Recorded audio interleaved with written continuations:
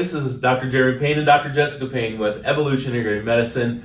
So first, we want to make sure that you subscribe, follow, and please click the notification bell and share everything. Just like it all, and it's all below. So just do that for me. And I want to talk about today with you, Dr. Jess, constipation again, because it is rampant. I mean, for children and babies, I mean, it's one of the biggest common complaints.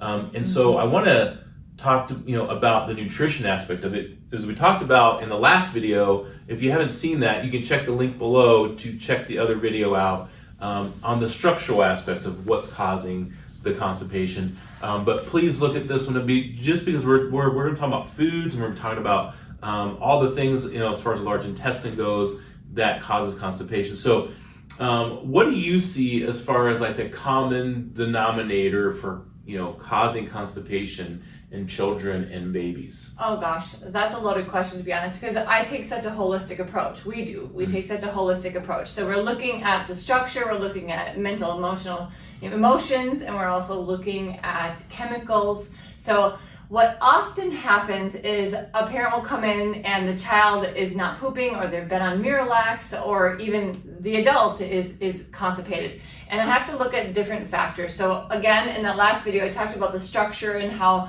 the structure of our spine and our nervous system can affect constipation. But also I want to always address dietary habits and nutrition.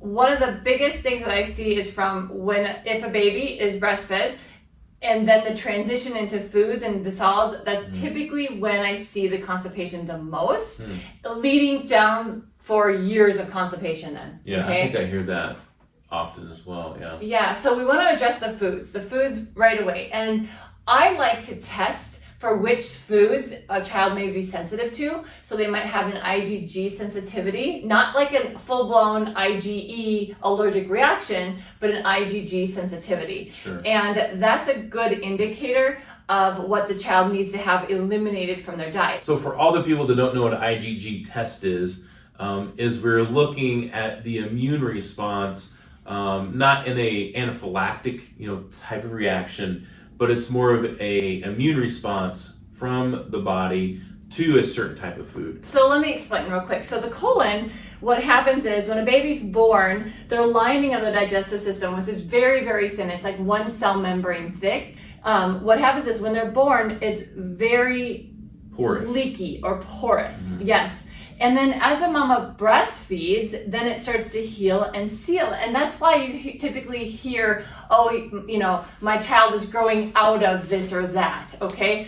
But the issue is if there's any kind of emotional stress, which deals a lot with the gut, goes straight into the gut for children, or if there's any sort of antibiotics that have been introduced, or any foods that just don't resonate well with the digestive system, like grains, dairy, etc. And I'll go through the list of different foods in a second. But what happens is it reopens that lining because it never really closes. And then when a child eats, the proteins pass through that gut lining into the bloodstream and create an immune response. Yeah. So that's exactly what happens. Yeah, I think that's one of the things that when we learned about this years ago was just it's astounding, because you're like, wow, like this is why it's happening. And I don't think really a lot of people are talking about that. No, we or have even know to that that's even happening right now. Yeah, we have to seal and heal our gut, because our gut houses so much. It houses our immune system, it houses our hormonal system, our neurotransmitter system. I mean, there's so many components to the gut. So whenever, and we'll get to the foods in a second, but so whenever we talk about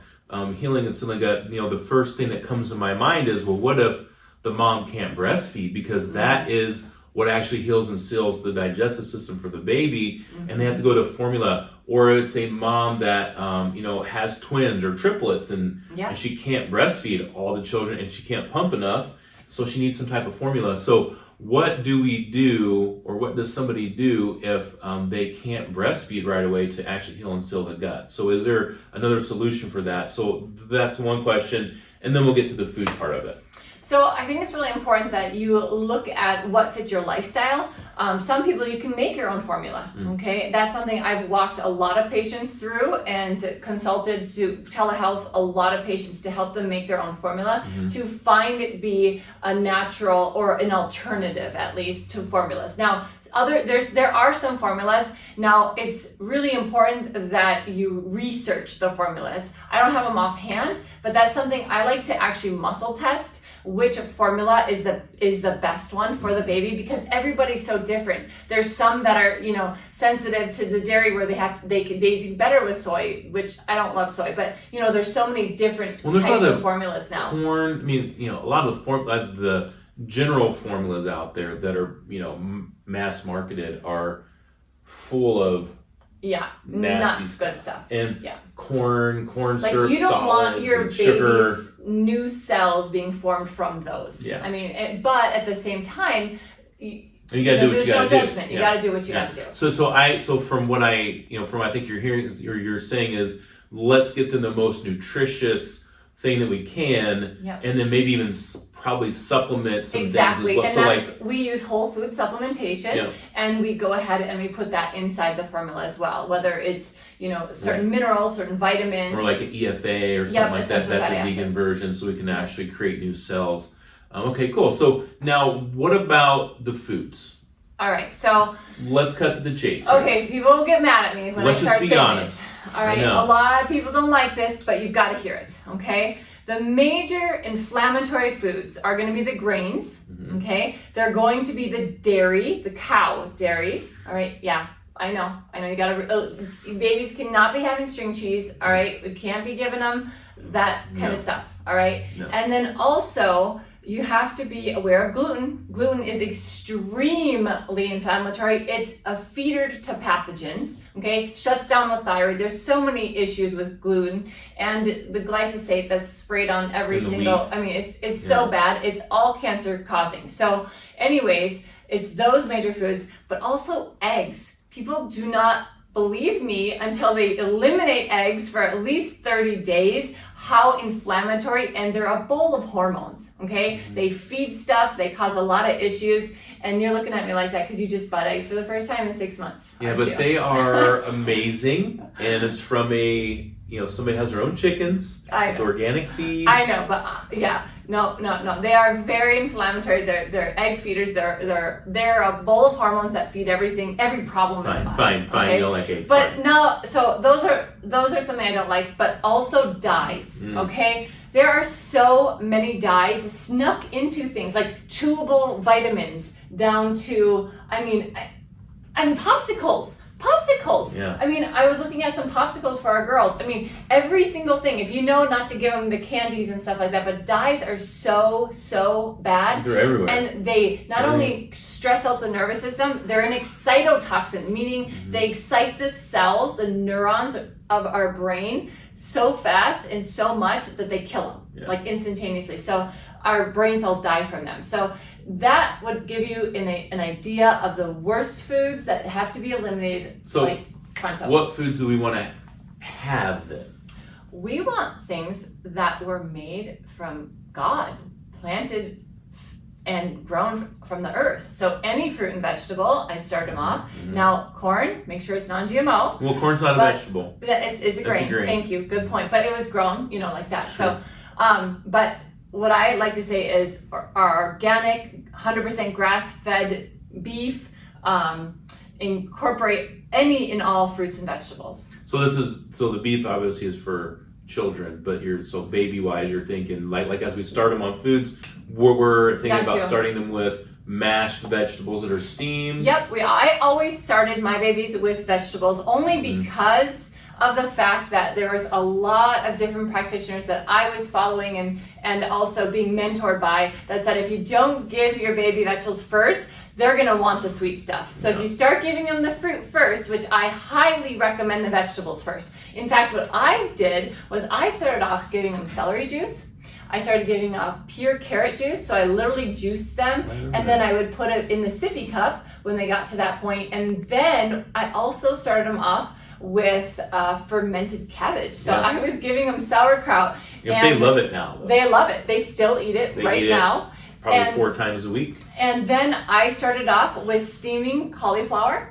And I was soft enough where they could pick it up because I really wanted them to work with their, tactile skills and stuff. And their small, the fine motor skills. That's what I wanted them to do. Mm-hmm. But those were and I also steamed broccoli. So anything that I could steamed like carrots where they could pick up and eat.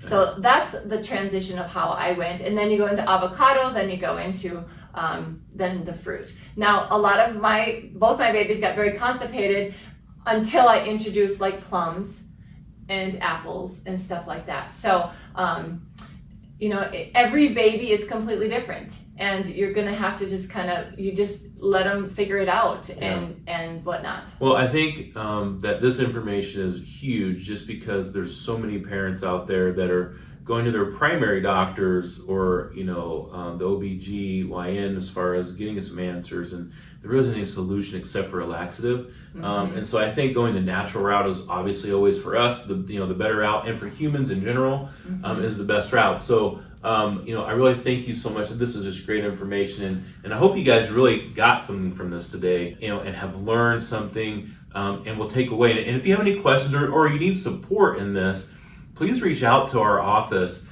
and we'd be happy to help you with this. And, again, please subscribe, like, and share this video down below so that way you can get this out to other mamas and, other people that need this information. And also hit that notification bell so that way you guys can get notified when we send another video out there. And I hope you enjoyed this part 2 session of constipation. Awesome. For children and babies. And we hope you guys have a good day. Thank you. All right, take care. Bye-bye. Bye.